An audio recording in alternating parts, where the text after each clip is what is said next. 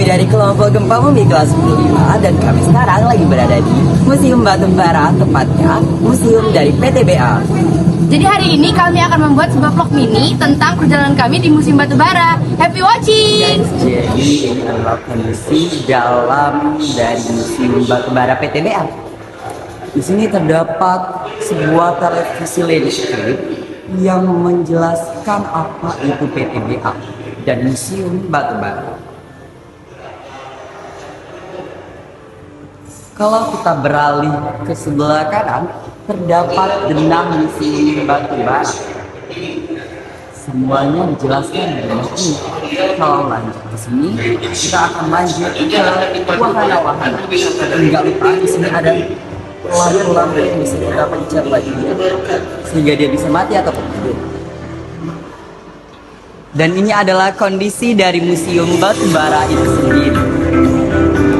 Terdapat tata surya bagian luar, lalu juga ada batu bara, ada manfaat, sejarah PTBA, dan lain-lain. Dan seperti yang telah diajarkan di dalam pelajaran geografi, terdapat lapisan bumi yang diawali dengan kerat bumi, mantel bumi, inti luar, dan inti dalam. Dan ini adalah planet-planet di dunia, di galaksi kita tepatnya ya. Terdapat dari di sini kita mulai dari matahari, lalu Merkurius, Venus, dan tempat kita tinggal bumi, Mars, Jupiter, Saturnus, Uranus, Neptunus, dan Pluto atau sekarang sudah tidak lagi dianggap sebagai planet galaksi.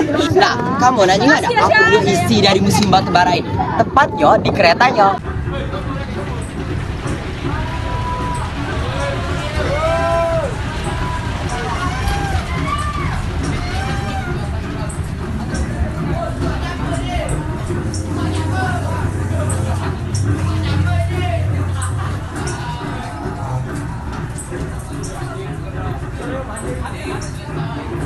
Apakah kalian mengetahui apa itu batu bara? Batu bara termasuk dalam batuan sedimen yang dibentuk dari hasil perubahan sisa-sisa tumbuhan dan tebu yang terjadi selama puluhan tahun bahkan ratusan tahun. Sesuai dengan bahan asalnya, batu bara terdiri dari elemen-elemen alam atau karbon, oksigen, garam, hidrogen, dan beberapa mineral logam dalam bentuk dan jumlah bayangan. Dengan demikian, kualitas batu bara tergantung dari jenis bahan asalnya dan peningkatan mutu dari faktor geologi termasuk gradien, geotermal, dan sebagainya. Selanjutnya, apakah kalian tahu kandungan unsur kimia dalam batu bara sendiri? Secara kimiawi, batu bara tersusun atas 3 komponen utamanya. Air yang terikat secara fisika dan dapat dihilangkan pada suhu sampai 105 derajat Celcius disebut moisture. Senyawa batu bara atau calcic stage atau coal metal, zat mineral atau mineral metal. Sumbernya terangkan di sini adalah Kementerian ESDM. Nah, ini kita tahu ya sih apa dari APD itu? Nah, ini kita juga kayak di sini nih ada yang namanya tuh helm. Helm tau lah, helm itu cak mano. Ada juga yang namanya douglas. Douglas tuh kacamata bahasa Inggrisnya. Respirator atau ini tuh safety masker untuk nyaring udara kotor di tambang. Dan lagi supaya ini nih kalau ada kebakaran tiba-tiba, nah makanya ini untuk bernapas. Earplug, ini bukan earplug ya. Untuk telinga, kopeng. Ini sarung tangan pelindung. Ini vest, vest semansa, tapi ini vest untuk keamanan. Kalau ini life vest, ini pelampung sebenarnya aman banjir. Harness ini pengamannya pas lagi ditambang. Ini di luaran apa namanya vest tadi. Raincoat nih kalau ada air nyampak kita pakai ini hujan lah katakan. Nah, sepatu nih wajib dipakai. Cucok duri bawah tambang, kating rumah sakit. Jadi itulah APD dari tambang batu bara. Oke guys, jadi adalah lapisan kerak bumi. Dapat dikenal atau yang namanya keras. Dimana kerak sendiri adalah lapisan terluar bumi sebelum seperti yang tahu di mana bagian daratan, dan warna biru atau lautan. Kerak bumi sendiri terdiri dari dua benua, benua darat dan benua laut atau samudra. Lalu juga terdiri dari granit dan basalt. Apa ya lapisan bumi selama? Ternyata mantan. Setelah itu ada inti luar dan inti dalam. Manfaat batu bara untuk industri baja, coal stone for steel industry. Industri baja amat bergantung pada batu bara. Produksi batu baja melibatkan karbon dan bahan besi. Karbon dibutuhkan untuk memanaskan bahan besi dan mengolah menjadi baja. Karbon dari satu batu bara menghasilkan panas tinggi sehingga mendukung produksi batu bara. Batu bara dalam pertanian dan pertanian sebagai pupuk urea. Batu bara memiliki peran penting sebagai pupuk organik karena batu bara sendiri mengandung C karbon 69%, nitrogen 5,5%, dan oksigen 25%, nitrogen 0,5%, B2O 0,04%, dan K2O 36%. Batu bara. Nah, setelah itu batu bara yang telah menjadi briket bisa punya banyak manfaat. Seperti sering digunakan pada industri kecil, rumah tangga sebagai bahan bakar dalam jangka waktu yang lama. Briket ini punya banyak manfaat, guys. Manfaat batu bara untuk pembangkitan listrik tenaga uap. Pembangkit listrik tenaga uap atau PLT adalah pembangkit yang menghasilkan energi kinetik dari uap menghasilkan energi listrik. Di sini terdapat area persebaran batu bara di dunia atau di wilayah belahan dunia selain Indonesia. Adapun batu bara itu bisa diperdagangkan di pasar internasional sebagai suatu komoditas ekspor. Banyak negara yang menghasilkan batu bara, salah satunya adalah Indonesia. Berikutnya ini merupakan negara yang menghasilkan batu bara selain Indonesia dan merupakan penghasil terbesar di dunia, yaitu China, Amerika Serikat, Indonesia, Australia, India, Rusia, Afrika Selatan, Jerman, Kazakhstan, dan Polandia. Oke, lihat, aku lagi lihat data persebaran batu bara di Indonesia. Banyak loh.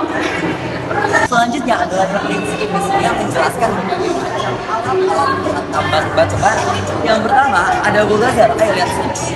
Ada bulldozer, lalu ada BWE atau bucket wheel excavator, lalu ada conveyor, drag line, dump truck, excavator, motor grader, rotary dumper, ship loader, spreader miner, stacker reclamier, train loading station, dan wheel loader. Itu adalah berbagai macam alat tambang berat batu bara, alat berat tambang tertentu. Nah guys, jadi di sini di Museum Batu Bara itu juga ada yang namanya Coal Park. Nggak tahu apa arti Coal Park itu ya, kita panggil ahli bahasanya dulu. Ana. Guys, itu taman batu bara. Ih, budak ini udah tahu dia. Taman batu bara, mohon maaf lah ya, nggak ngerti bahasa Inggris. Carong, doso. Nah, jadi ini adalah kondisi di mana dalam taman Coal Park tadi. Taman Coal Park. Intinya dalam taman batu bara. Ini contoh nyata. Nah, contoh nyata dari excavator. Excavator tadi ada 3D-nya di layar landscape tadi ya. Dapat kalian lihat di sini, ini adalah kereta pada zaman dulu yang bisa kita sebut dengan mutik. Mutik ini diangkut untuk mengangkut semua orang, bahkan sampai dengan batu bara sekaligus. Oh, berarti ini mengangkut pekerja dan batu baranya ya? Ya.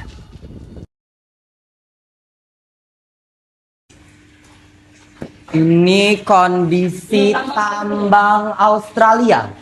Ini mamang Australianya, nah. Halo, Mang. Iya, ketahuan tuh apa lagi? Nah, kondisi dari tambang Australia.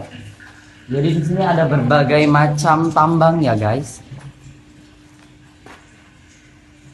Alat-alat dan kondisi di tambang Australia.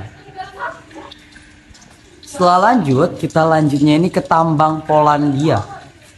Tambang Polandia. Dan kira-kira kalau kita jadi pekerja tambang, ginilah situasi dan kondisinya. Gelap gulita, dikelilingi goa. tambang Polandia. Ini adalah bulldozer dari tambang Polandia, dan suasana tambang dalam Polandia ini tuh kurang lebih begini. Ini orang dari Polandia, dan ya seperti inilah. Mau apa lagi yang kita cari di dalam tambang-tambang seperti ini? Oke, di sini anak-anak ada foto-foto sejarah mengenai asal dari tahun dari masa-masa dari zaman Jepang sampai Belanda. Nah, di sini ada foto penambang batu bara yang ada di Sawalunto yang ada di Sumatera Barat. Dia sudah di zaman Belanda itu sudah menggunakan oksigen ya. Jadi di zaman itu sudah memakai oksigen untuk tambang yang ada di dalam tanah. Nah, itu contoh oksigennya ada di sebelah sana yang didatangkan langsung dari Sawalunto itu ya. Nah, tapi ketika penjajahan Belanda tidak disertai dengan oksigen itu. Jadi dengan perlengkapan seadanya. Tapi pada saat penjajahan Belanda itu sudah dilengkapi equipment atau alat-alat gitu oleh Belanda. Jadi penambangnya itu tuh lebih safety ya pada saat melakukan penambangan di dalam tanah. Nah kan ada penambangan terbuka dan penambangan tertutup.